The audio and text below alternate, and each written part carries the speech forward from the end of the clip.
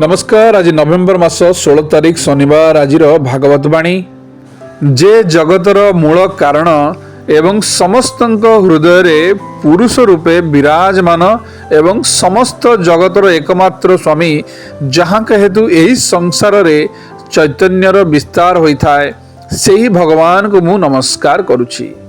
मु भावर सहित तांको ध्यान करुछि।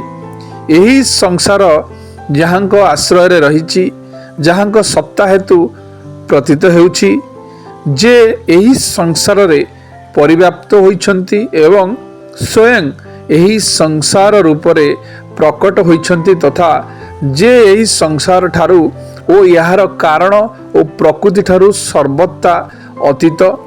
मु सही स्वयं प्रकाश स्वयं सिद्ध सत्तात्मक भगवान कर शरण ग्रहण करुछि।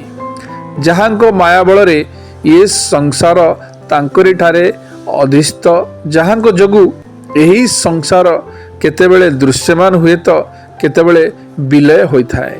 अथच जे निजर अप्रतिहत दृष्टि रे यही उभय अवस्था को साक्षी रूपे देखुथांती, जे सबुरी मूल और निजर मध्य मूल सही परात्पर प्रभु मते रक्षा करंतु।